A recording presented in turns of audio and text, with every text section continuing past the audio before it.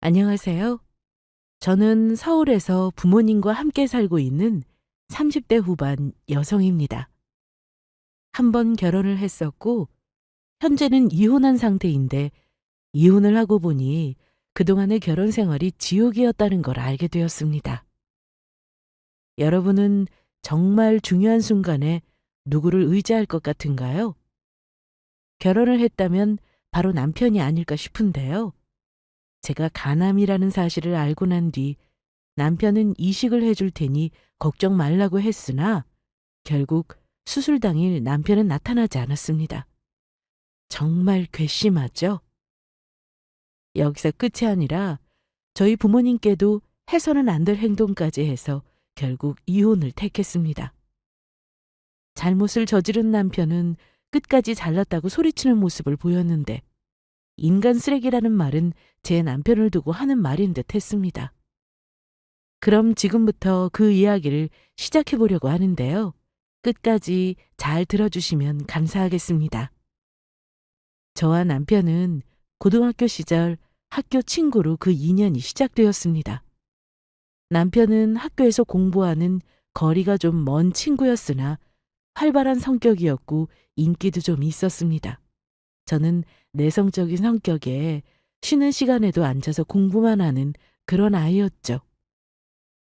같은 동네 같은 아파트 단지에 살다 보니 등하교 시간에 자주 마주치면서 저희는 친구가 되었어요. 이후 저는 대학에 진학하였고 남편은 재수 끝에 전문대에 들어갔습니다. 그 이후로 남편은 이사를 가면서 한동안 얼굴을 볼 수 없었죠. 저는 대학을 졸업 후 원하는 회사에도 취직했고 여전히 조용한 성격으로 회사에서도 많은 직원들과 어울리며 지내지는 못했습니다. 하지만 회사 생활하는 게 어렵지는 않았어요. 그러던 어느 날 퇴근 후 지하철을 탔는데 어떤 남자가 저를 빤히 쳐다보더라고요. 알고 보니 고등학교 때 친구 박대식이었습니다. 이 친구가 바로 제 남편입니다. 정말 오랜만에 보는 얼굴이다 보니 서로 반가웠고 그대로 집에 갈 수 없어 중간에 내려서 커피숍에 들어갔습니다. 야, 이게 얼마만이냐? 넌 전보다 훨씬 예뻐졌다. 지금 뭐하고 지내? 나 회사 다녀. 너 이사 가고 소식 궁금했는데 어떻게 지냈어? 그냥 그렇지 뭐. 아빠가 투자를 잘못했다고 하면서 잘 살던 아파트 팔고 작은 집으로 이사 갔어. 그것도 전세로. 넌 아직 그 동네 살고? 나도 이사 갔어. 근데 그 아파트는 전세 주고 지금 주택에서 살고 있어. 부모님이 아파트 생활 지겹다고 하셔서 말이야. 이야, 너네 집 형편은 좋구나. 회사는 어디야? 용산인데 아까 퇴근하던 길이었어. 너는? 난 인천인데 부품 제조하는 회사 다녀. 야, 이렇게 만난 것도 인연인데 앞으로 종종 연락하자. 우연히 만나게 된 남편을 보니 고등학교 시절이 떠올랐습니다. 인기 좋고 활동적이었던 남편을 좋아하지 않았던 여고생은 아마 거의 없었을 겁니다. 그 안에 저도 포함이었고요. 그러다 보니 종종 연락하자는 남편의 말이 너무 반갑게 느껴졌습니다. 하지만 제 성격상 먼저 연락하는 건 너무 어려웠습니다. 그래서 연락을 기다리며 평소와 같이 일하고 지냈는데 그날 이후 일주일 정도 지났을까요? 정말 남편에게 연락이 왔습니다. 주미야, 퇴근했지? 어, 지금 퇴근해서 이제 지하철 타려고. 어쩐 일이야? 야, 어쩐 일은? 우리 연락하고 지내기로 했잖아. 나도 퇴근했는데 지금 용산 쪽으로 가고 있거든? 같이 저녁이나 먹자. 용산 어디로 가면 돼? 남편은 갑자기 연락을 해서는 저녁을 먹자고 했고 저는 내심 좋았습니다. 어릴 때부터 친구여서 그런지 오랜만에 만나서도 할 말도 끊이지 않았고 또 어색하지도 않았습니다. 너무 편하고 좋더라고요. 저희는 그렇게 자주 만났고 남편은 제가 일하는 회사 앞으로 자주 데리러 왔습니다.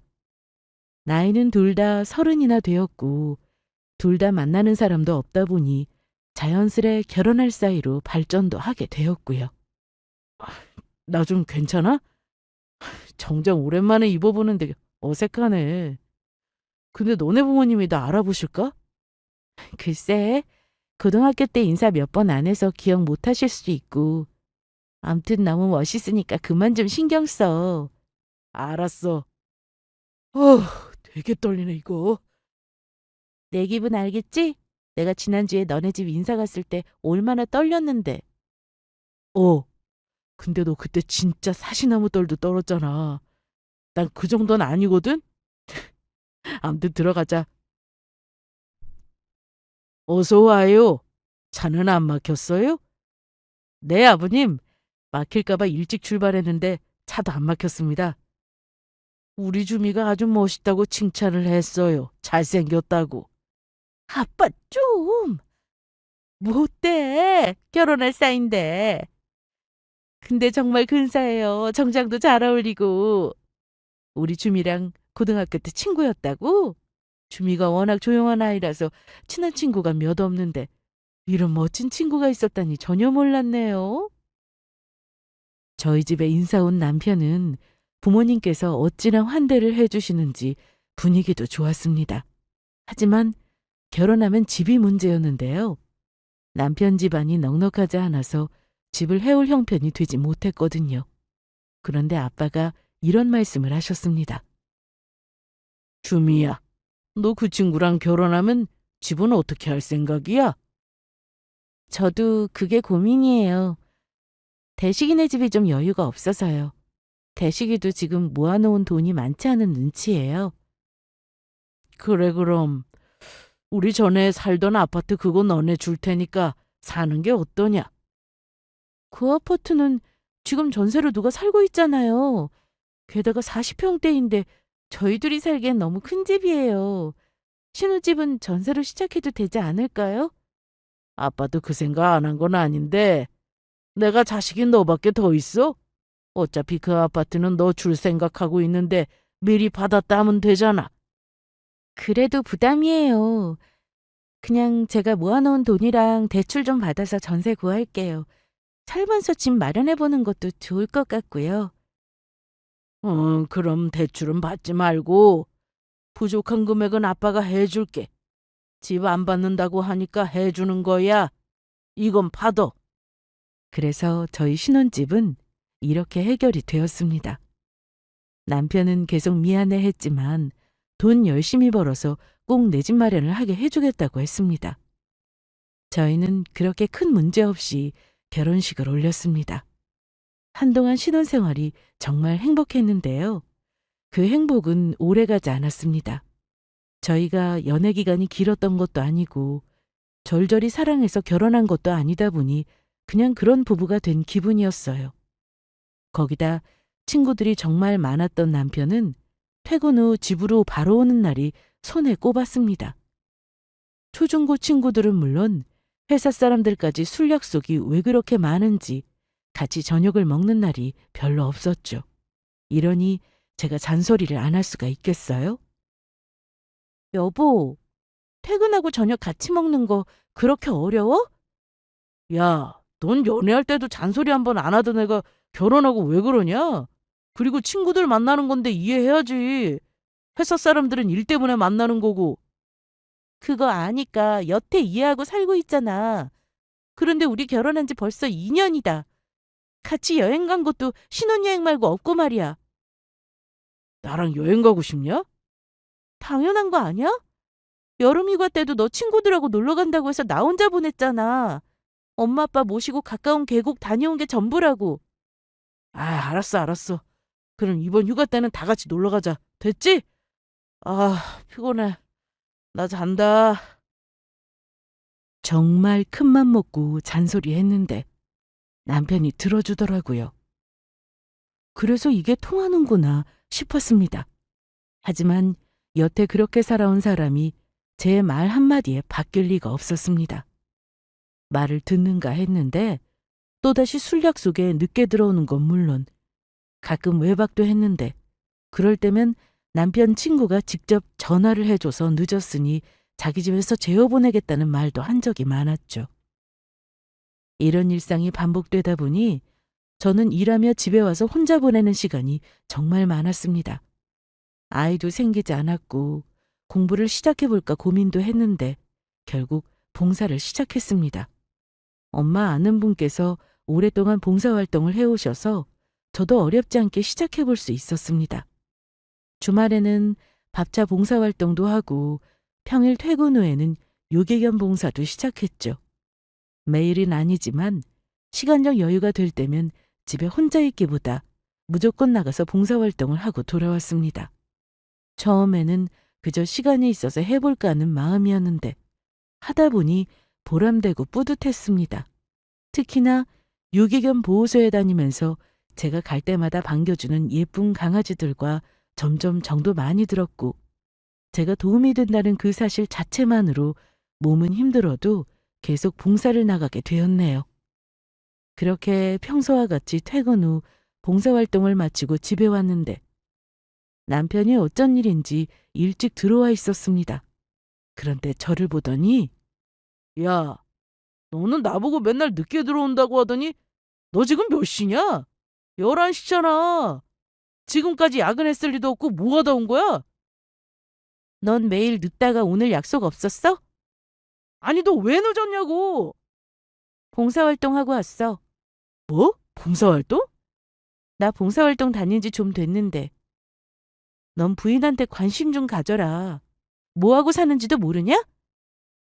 무슨 남한테 봉사를 하냐. 네 남편한테 좀 해봐라. 근데 오늘은 진짜 약속 없어서 일찍 들어온 거야?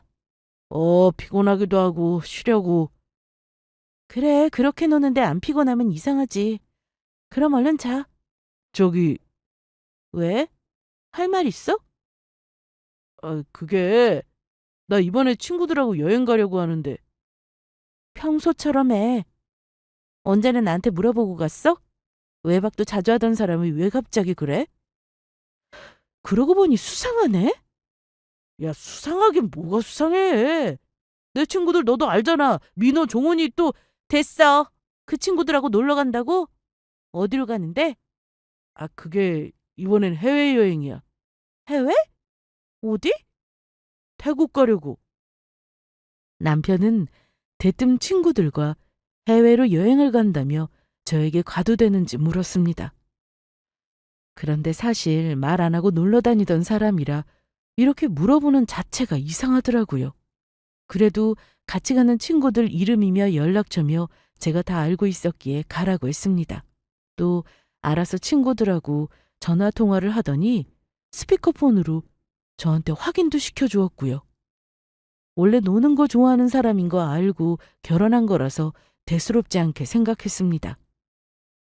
그렇게 남편은 해외여행을 갔고 저는 남편도 며칠 동안 없겠다. 평소처럼 계속 봉사활동을 다녔습니다. 퇴근 후 유기견 센터에 들려서 청소하고 아이들 간식도 주고 막 집에 가려는데 아빠한테 연락이 왔습니다. 주미야, 아빠다. 네, 아빠 아직 안 주무셨어요? 자기는 이제 9시 좀 넘었구만. 근데 너 집 아니야? 네, 아빠. 저 요새 봉사활동 다니거든요. 여기 유기견 센터인데 이제 정리하고 집에 가려던 참이었어요. 그런데 무슨 일 있으세요? 봉사까지 하고 안 힘들어? 다른 건 아니고 엄마가 요즘 어지럽다고 계속 그런다. 병원도 안 간다고 하고 고집 피우는데 네가 언제 시간 내서 집에 들르면 어떨까 하고. 엄마가 어지럽대요? 또 다른 증상은요? 두통 때문에 머리 아파서 약 먹고 그랬다. 원래 두통 한 번 없던 사람이라 아프다고 하니 신경이 좀 쓰이네. 알겠어요. 제가 언제 시간 내서 가볼게요. 저는 아빠의 전화를 받고는 신경이 쓰였습니다. 평소 건강에 자신하던 엄마라 갑자기 어지럽다는 말이 내내 머릿속에서 떠나지 않더라고요. 그렇게 집에 가고 있는데 도저히 안 되겠어서 차를 돌려 친정으로 갔습니다. 다행히 가보니 엄마는 증상이 좋아졌다 하셨고 얼굴색도 나쁘지 않았어요. 하지만 병원에 같이 가는 게 나을 것 같아 예약하고 전화드린다고 한 뒤 저는 친정에서 나왔습니다. 한참 운전하고 있는데 시간이 벌써 12시가 넘었더라고요. 늦은 시간이었지만 어차피 남편도 없으니 천천히 집에 가자 생각하며 운전을 했습니다. 그러다 너무 졸려서 주차 공간에 차를 대고 근처 공원이 보여 잠시 걷고 있는데 도로에서 큰 소리가 났습니다. 도로 쪽으로 뛰어가 보니 차량 한 대가 속도를 내며 도망치듯 가버리는데 손에 쥐고 있던 핸드폰으로 번호판이 보이게 사진을 찍었습니다. 흐릿하긴 해도 가로등 아래였고 번호가 보이긴 했습니다. 그런데 또 한 대는 전복되어 뒤집힌 채로 있었습니다. 가까이 가보니 운전자 한 명만 눈에 보였는데 의식을 잃은 채로 불러도 깨어나지 않아 바로 경찰에 뺑소니 신고하고 또 119도 불렀습니다. 그런데 집에 와서 보니 남편이 와 있었습니다. 새벽까지 제가 집에 들어오지 않고 있으니 잠도 안 자고 기다렸다는데 외박을 한 거냐며 아주 소리소리를 질러댔습니다. 자기 여행에서 왜 벌써 왔어? 일정이 바뀌어서 며칠 빨리 왔어. 그런데 넌 뭐냐? 나 없다고 외박한 거냐? 설마 여태 계속 이렇게 지냈던 거야? 무슨 소리야. 친정 갔다 오느라 늦었어. 장모님한테 전화해? 그래, 전화해. 남편은 제가 오히려 큰 소리를 치니 아무 말 못했습니다. 그러더니 아니 장모님은 그럼 일찍이나 보내지 왜 이 시간까지 널 붙잡고 있었던 건데? 무슨 말이 그래? 붙잡고 있다니? 엄마가 머리 아프시대서 잠깐 들렀다가 오는 길에 뺑소니 사고 목격해서 병원에 있다가 오는 길이야. 그러니까 쓸데없는 소리나 하지 말고 잠이나 자. 피곤하니까. 제가 뭐라고 지내는지 관심도 없는 사람이 오히려 큰 소리치고 뭐 했냐고 물어보니 이상했습니다. 암튼 저는 피곤해서 그만 자려는데 곧 출근도 해야 하고 병원에 실려간 그 사람이 걱정도 되고 해서 잠을 잘 수가 없었습니다. 하지만 남편은 어버가도 모를 정도로 코를 골며 잘도 자더라고요. 그런데 남편 핸드폰에서 톡알림이 들렸습니다.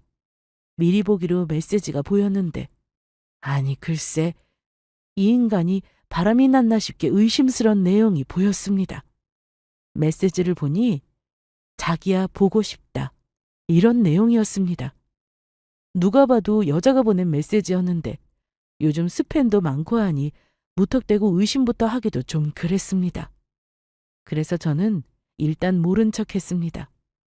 메시지 하나만으로 남편에게 뭐라 할 수가 없었거든요. 정확한 증거 없이 말 꺼냈다가 오히려 남편이 불쾌할 수 있으니 지켜보기로 했습니다. 그렇게 저는 평소와 같이 출근을 했고 뺑소니 목격으로 경찰서에서 피해자도 만나 일을 잘 해결할 수 있도록 도와드렸네요. 계속해서 고마움의 표시로 돈을 주려고 했는데 절대로 받지 않았습니다. 돈을 보고 한 일이 아니잖아요. 아무튼 그 일도 잘 마무리되었고 당분간 몸이 피곤해서 봉사활동도 쉬며 지냈는데 그런 저에게 안 좋은 일이 닥쳤습니다. 얼마 전 회사에서 건강검진을 한 결과가 나왔는데 제가 간암이라고 나온 겁니다. 정기적으로 검진받아왔고 그동안 별 이상 없었는데 갑자기 암이라고 하니 믿기지 않더라고요. 남편이 바람이 나든 말든 일단 제 몸부터 신경 써야 했습니다. 병원에 가서 다시 검사받고 확인했는데 간암이 맞았고 다행히 전이는 안 되었으나 이식은 필요한 상태라고 들었습니다. 저는 이 사실을 남편은 물론 가족들에게 다 알렸습니다. 그러자 부모님께서는 두 분 모두 직접 이식을 해주겠다 하셨고 검사까지 받으셨죠. 하지만 검사 결과는 모두 부적합이 나왔습니다. 하는 수 없이 저는 뇌사자 간을 기증받아 이식을 받는 방법밖에는 없었습니다. 몸 상태가 점점 안 좋아지자 저는 회사를 그만두었고 입원 준비를 시작했습니다. 그런데 그동안 아무 말이 없던 남편이 갑자기 친정에서 다 같이 보자고 했습니다. 엄마와 아빠 그리고 저희 부부는 한 곳에 모여 남편의 말을 듣기 시작했는데요. 주미야, 내가 너한테 간이식 해줄게. 아니, 자네 정말인가? 진심으로 하는 말이야? 네, 저도 그동안 고민이 많아서 단번에 얘기하지 못했어요. 미안하다, 주미야. 아, 진짜? 간이식은 주는 사람도 정말 신중해야 돼. 정말 후회 안 하겠어? 어, 결심하고 말하는 거야. 이제 살았다. 이제 살았어. 고맙네. 고마워, 자네. 일단 제가 검사 받아볼게요. 얼마 전에 병원 갔더니 간에 문제만 크게 없으면 될 거라고 하더라고요. 그래도 검사 받아야 확실한지 알 수 있을 거야. 우리도 검사 받기 전까지는 가족이니 당연히 되겠지 했는데 안 된다고 나왔잖아. 고마워, 여보. 그런데 시댁에는 말씀드린 거야? 다 얘기했어. 그리고 간이식해도 간이 재생이 되니까 괜찮아.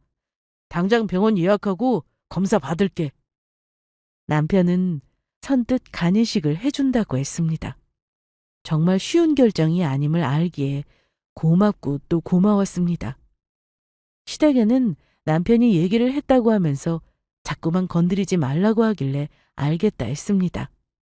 아무래도 아들이 간이식을 해준다고 하면 어떤 부모가 좋아하겠어요? 괜히 전화드렸다가 더 속상해 하실 것 같아 나중에 수술 잘 받고 감사 인사를 드릴 생각을 하고 있었습니다. 며칠 뒤 남편은 간이식 검사를 받았고 다행히도 결과가 좋았습니다.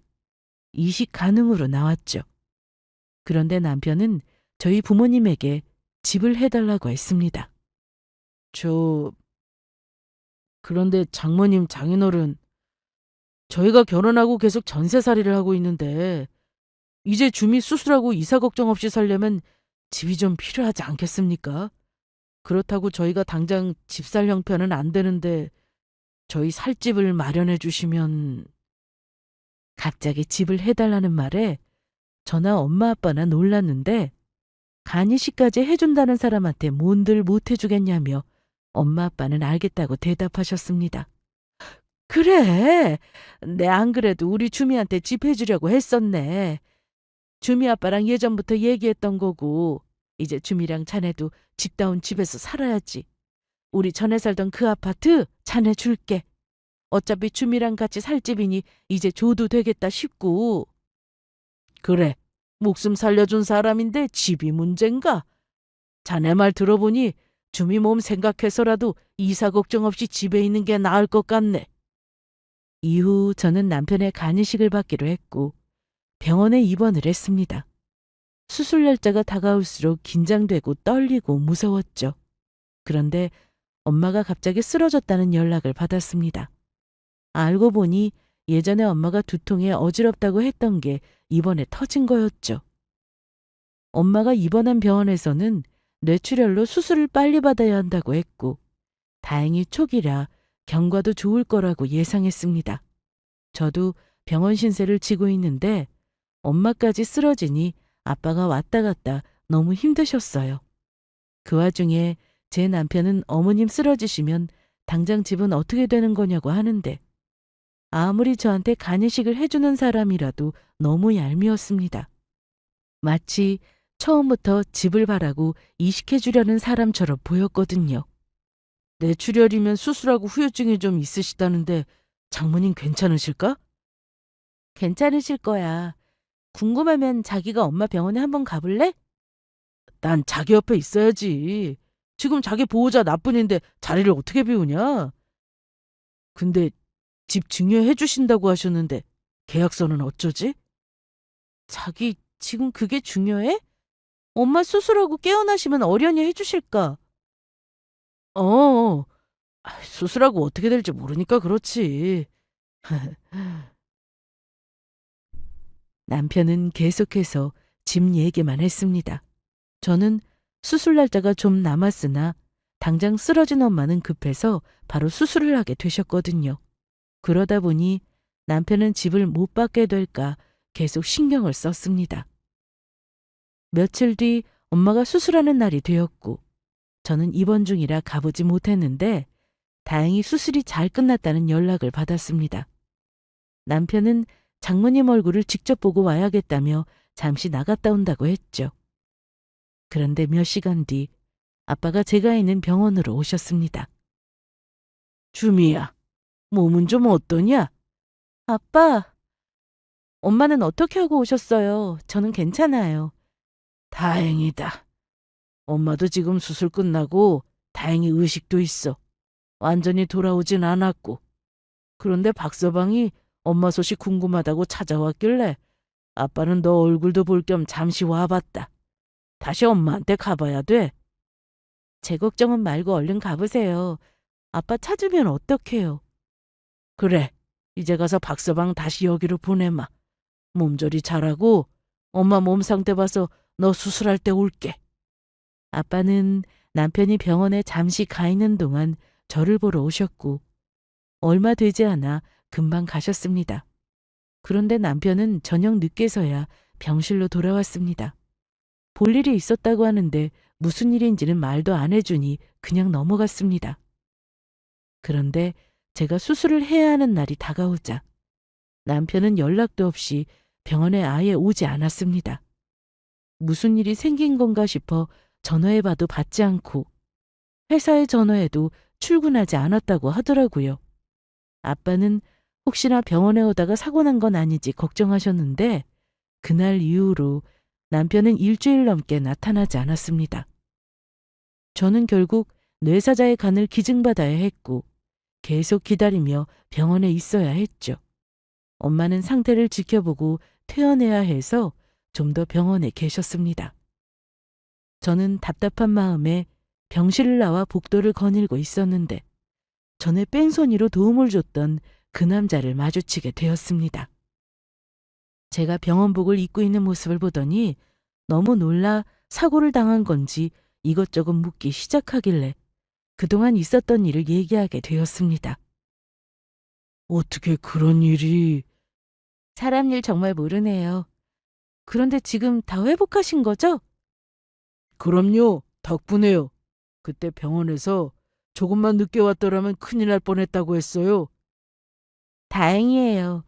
그래도 그때 크게 다치셨으니 항상 조심하세요. 그럼요. 그리고 이거 제 명함인데 혹시 제 도움 필요하신 일 생기시면 언제든지 전화 주세요. 그리고 제 커피숍에 오시면 주미 씨는 평생 공짜로 커피 드릴게요. 빈말 아니고 진심이에요. 그럼 가보겠습니다. 그렇게 명함을 받아들었는데 유명 커피 전문점을 운영하고 있더라고요. 일단 주머니에 넣고 저는 데스크를 찾아서 혹시나 남편이 왔다 가진 않았는지 물었고 역시나 답은 없다였습니다. 그리고 돌아다니지 말라는 말에 병실에서 누워만 있어야 했죠. 그런데 며칠 뒤 그 지인을 병원에서 또 마주쳤습니다. 그런데 이 사람이 일부러 저를 보러 온 거였어요. 그러더니 간이식을 본인이 해주겠다고 하는데 어떻게 알겠다고 대답을 하겠어요? 전에 제 목숨도 살려주셨잖아요. 제발 은혜 좀 갚게 해주세요. 네? 그때 저 아니었어도 누가 그 상황을 봤더라도 충분히 그렇게 했을 거예요. 말도 안 되는 일이에요. 그날 뺑소니 범인 잡으려고 CCTV 다 돌려봤는데 그쪽 말고는 아무도 없었어요. 그러니 그때 저를 지나치셨다면 저 죽었을지도 모른다고요.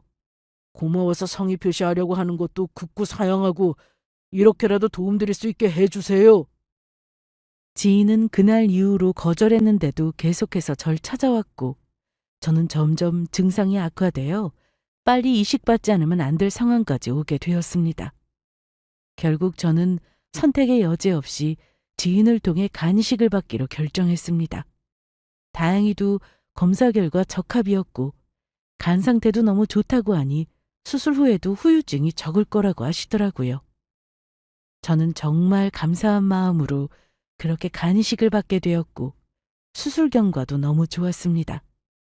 눈을 떴는데 정말이지 다시 태어난 기분이 들었죠. 저에게 간이식을 해준 지인은 회복도 빨랐고 저와 병실에서 같이 회복하면서 이런저런 얘기를 나누며 퇴원을 앞두게 되었습니다. 그런데 남편이 제가 수술했다는 소식을 듣고는 병원에 찾아왔습니다. 그동안 간이식 센터에서 전화해서는 대기 순서가 어떻게 됐는지 확인을 했다는데 더 이상 대기자의 명단이 없으니 병원으로 찾아온 겁니다. 저는 남편의 얼굴을 보자마자 너무 화가 났고 저를 보고 계속 사과하는데 꼴도 보기 싫었습니다. 주미야, 미안해. 진짜 미안해. 무서워서 그랬어. 네가 내 입장 되어봐라. 안 무서운가? 그럼 말이라도 해줘야 하잖아. 수술을 미루든 해야 하는데 말도 없이 그렇게 안 오면 나나 의사나 어떻게 하란 말이야? 그래서 이렇게 왔잖아. 수술 다 받으니까 오는 게 맞는 거야? 내가 끝까지 수술 못 받고 있었으면 안 왔을 거지? 말해봐. 지인은 제가 남편과 싸우기 시작하자 자리를 피해주려고 나가려 했는데 갑자기 멈추더니 남편에게 말을 걸었습니다. 저 혹시 모르세요? 네? 누구신데요? 나한테 간이식 해주신 분이야. 말 좀 조심해줘. 제발. 뭐? 이 사람 누군데 너한테 간을 줬다는 거야? 무슨 관계야, 둘이? 어이없게도 남편은 감사하다는 말보다 저희 둘의 관계가 어떻게 되는지를 따지고 있었습니다. 그런 와중에 지인은 남편을 보고 계속 자기를 모르겠냐고 물었는데요. 땡땡 커피숍 기억 안 나세요? 저희 알바생이 그쪽 와이프한테 뜨거운 커피를 쏟는 바람에 한바탕 난리였는데. 남편은 그 말을 듣더니 아무 말도 못하고 서 있었습니다. 그러더니 나가서 얘기하자며 지인을 데리고 병실 밖으로 나갔습니다. 저는 와이프라고 하는 말이 거슬려 같이 나가서 얘기를 들어보려고 일어서는데 바닥에 남편이 떨어뜨린 핸드폰이 눈에 들어왔습니다. 마침 전화도 오길래 보니 우리 정임이라고 저장된 번호였고 받아보니 어떤 여자였습니다. 여보세요? 대식 씨 전화 아닌가요? 맞는데 누구세요? 뭐야, 무슨 전화면허가 그 모양이에요? 대식 씨 바꿔요, 얼른. 저 대식 씨 부인이에요. 네? 아직 안 헤어졌어요? 뭐라고요? 헤어지다니요? 그러더니 전화가 끊겼습니다.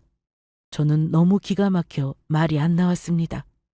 일단 그 여자 전화번호를 따로 저장해두고 병실 밖으로 나가보니 이미 대화는 끝났고 남편은 제가 자기 폰을 들고 있자 뺏듯이 가져가더니 바로 가버렸습니다. 그리고 지인은 저에게 이전에 무슨 일이 있었는지 자세히 설명을 해주었습니다. 제가 커피숍을 운영하고 있는데 전에 주미 씨 남편이란 사람이 여자랑 같이 들어왔어요. 그런데 저희 알바생이 실수로 커피를 건네다가 남편분 일행한테 뜨거운 커피를 쏟은 거죠. 옷도 다 버리고 화상도 입었다고 남편분이 어찌나 소리를 지르던지 알바생은 울면서 사과하고 그래서 제가 아직도 생생히 기억하고 있어요.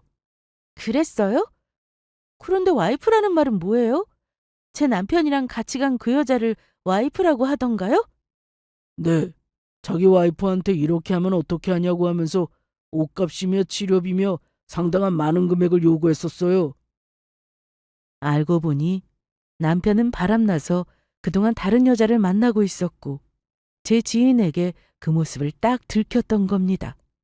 지인은 그때 보상 때문에 제 남편 연락처는 물론 그 여자 전화번호까지 저장해 두었다고 하는데 제가 아까 저장해둔 번호와 비교해보니 똑같았습니다. 그 순간 온몸에 소름이 돋았습니다. 그러고 보니 남편이 친구들하고 태국 여행을 다녀와서도 의심스러운 문자를 봤었는데 그 전부터 바람을 피우고 있었던 것 같았죠. 저는 퇴원할 만큼 몸이 많이 회복되어 집에 갈 준비를 했습니다. 집에 가면 해결해야 할 일들이 정말 많아서 시작도 하기 전에 머리가 아파오더라고요. 남편 놈을 어떻게든 복수해주고 깨끗하게 갈라서고 싶었습니다. 병원에서 절대로 무리하지 말라고 하여 당분간 신경 쓰는 일은 다 미뤄두려고 했으나 남편이 저러고 다니는 걸 가만 보고 있을 수 없었죠. 그래서 최대한 몸 상하지 않으면서 남편 몰래 조용히 뒤에서 알아보기로 했습니다. 일단 그 전에 엄마가 계시는 병원을 먼저 찾았습니다. 그런데 병원에 갔더니 아빠가 심각한 표정을 짓고 계셨습니다. 주미야, 퇴원하고 오는 거야? 아빠가 옆에서 같이 챙겨줬어야 했는데 미안하다. 뭐가 미안해요. 저 병원에 아는 사람도 있어서 돈 많이 받고 잘 퇴원했어요. 그런데 엄마 상태는 어때요? 다행히 좋아지고 있다. 그런데 문제가 생겼어. 아빠는 남편에게 증여해 주기로 했던 아파트에 문제가 생겼다고 했습니다. 아니, 엄마가 계속 병원에 계셨는데 언제 증여를 했다는 거예요? 그게 나도 이상해. 며칠 전에 우리 아파트에 전세 사는 사람이 갑자기 나한테 전화해서 따지더라고. 뭐라고 따져요? 아직 계약 기간도 남았는데 당장 나가라고 하면 어떡하냐고 하면서 말이다. 근데 그 말을 박사방이 직접 가서 했대. 증여 계약서를 보여주면서. 알고 보니 남편은 어떻게 서명을 한 건지 계약서를 들고는 아파트에 가서 대놓고 집을 비워달라고 했답니다. 그래서 저는 그 자리에서 남편에게 전화를 했고 남편은 엄마의 병원으로 찾아왔습니다. 그러더니 아니 장모님이 직접 서명도 하고 도장도 찍어주신 건데 왜 그러세요? 그리고 어차피 저 주신다고 했던 집인데 대체 뭐가 문제예요? 주미 엄마 아직 완전히 회복도 못했는데 언제 서명을 했다는 건가? 그리고 자네는 내 딸한테 약속도 안 지켰으면서 어떻게 그 집을 탐내나 탐내길? 가족들 앞에서 나한테 집 준다고 하셨잖아요. 구두 계약도 계약입니다. 이러면서 남편은 개소리를 하기 시작했습니다. 그때 겨우 정신을 차린 엄마가 힘겹게 말씀을 하셨어요. 그건 자네가 약속을 지켰을 때지. 우리가 먼저 딸한테 간이식 해달라고 했나? 그리고 간이식 해주면 대가로 집 준다고 했냐고? 자네가 처음부터 요구한 거잖아. 먼저 나서서 간이식 해준다고 하니 우리는 고맙다고 했고, 자네한테 말 들어보니 충분히 줄만하다 싶어서 주겠다 응한 거네. 나중에 우리 딸에게 줄 집이기도 하니 어차피 둘 같이 살 거 빨리 줘야겠다 싶어 증여한다고 한 거라고. 그런데 어떻게 사람 목숨 가지고 장난을 쳐? 너 이 자식, 내 딸 위험한 거 알면서 어떻게 그럴 수 있어? 아니 막말로 제 상황 되어보세요. 제가 미쳤다고 그 위험한 거랍니까? 수술해서 잘못되면 누가 책임지는데요? 암튼 보다시피 증여계약서 어머님 사인 다 있고 이거 법적 효력 있으니 그런 줄 아세요. 남편은 그렇게 나가버렸고 저와 부모님은 어떻게 해야 할지 막막했습니다. 약속도 안 지켜놓고 집을 달라니 이게 말입니까? 이 상황에 남편 놈이 바람피고 있다는 사실은 말씀드릴 수 없었습니다. 부모님 속이 말이 아닐 테니까요. 일단 최대한 여기저기 알아보는 수밖에 없었습니다. 알아보니 계약서에 서명을 했다면 그건 되돌리기 어렵다는 답변에 망연자실할 수밖에 없었죠. 그런데 방법이 아예 없는 건 아니었습니다. 저희처럼 억울한 상황이 되지 않도록 증여를 취소하는 방법이 있더라고요. 그건 바로 중대한 범죄 사실이 있다면 가능하는 것을 알게 되었습니다. 남편 말에 의하면 엄마가 수술을 했을 당시 잠시 정신이 돌아왔을 때 정확히 서명도 했고 도장도 자기한테 가져오라고 시켜서 가져온 것뿐이라고 주장을 했습니다. 하지만 엄마 병실 전담 간호사의 말은 달랐습니다. 전에 엄마가 수술 후 정신이 잠깐 드셨을 때 사위분이 찾아왔는데 엄마가 정신만 들었지 거동이 힘든 상태였음에도 손을 일부러 움직이게 하며 종이에 뭔가를 쓰게 했다는 겁니다. 그게 아마 계약서에 서명을 하려고 했던 것 같습니다. 거기다 도장은 친정집에 가서 몰래 가져온 건지 아빠가 전에 안방 서랍에 두었던 엄마 도장이 위치가 달라져 있다고 했으니 앞뒤가 딱 들어맞더라고요. 남편이나 저나 친정 현관 비밀번호를 알고 있었기에 충분히 가능한 일이라 생각되었습니다. 저는 그렇게 변호사를 만나서 계약서가 잘못되었음을 입증하기 위한 증거를 하나씩 모으기 시작했습니다. 먼저 증여계약 해제 소송에 필요한 자료를 준비했습니다. 엄마가 거동이 어려운 상태라 계약서 사인이 어려웠다는 점을 입증하기 위해서 전단서와 수술 직후 당시 진료 기록을 따로 챙겨두었죠. 증여계약 후 등기까지 완료되면 정해진 기간 안에 취소 신청을 해야 해서 최대한 빨리 소송을 시작했습니다. 남편은 출석 후 엄마가 분명히 정신이 돌아와 사인을 한 거라고 주장했고 저는 가지고 있는 자료를 제출하여 손을 혼자 드는 것조차 힘든 상황에 그 당시 정신도 완전히 돌아온 상태가 아님을 주장했습니다. 정말 쉽지 않은 과정이었으나 다행히도 아파트 증여계약서는 무효가 되었습니다. 너무 다행이었죠. 하지만 여기서 끝이 아니었습니다. 남편과 상간녀, 절대 가만둘 수 없었죠. 이 두 사람에게 복수하려면 정말 빼도 박도 못하는 결정적 증거가 필요했습니다. 그래서 지인에게 도움을 청했습니다. 무슨 일이에요, 주미 씨? 갑자기 만나자고 해서 놀랬잖아요. 무슨 일 생긴 줄 알고요. 바쁘신데 죄송해요. 아닙니다. 뭐든 제가 힘 닿는 대로 돕겠다고 했잖아요. 저 그때 제 남편하고 그 여자가 정호 씨 커피숍에 왔다고 한 날 CCTV 영상을 제가 가져갈 수 있을까요? 그거야 제가 따로 저장해둬서 드릴 수 있어요. 저도 그때 깔끔하게 일 끝내고 싶어서 컴퓨터에 저장해뒀거든요. 그리고 또 필요한 건 없으세요? 네, 그거면 충분합니다. 저한테 간식도 해주시고 이런 도움도 주시고 정말 감사합니다. 한편으로는 좀 부끄럽네요. 남편이란 사람은 바람나 있고 그것도 모르고 살았다니. 오히려 잘 된 거 아니에요?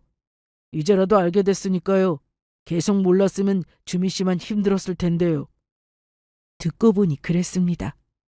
저는 그동안 제가 살아온 인생을 생각하면 바보 같고 지우고만 싶었는데 이제라도 알게 된 게 얼마나 다행인가 싶었죠. 그래서 이제 제 과거보다 앞으로 있을 인생만 생각하기로 했습니다.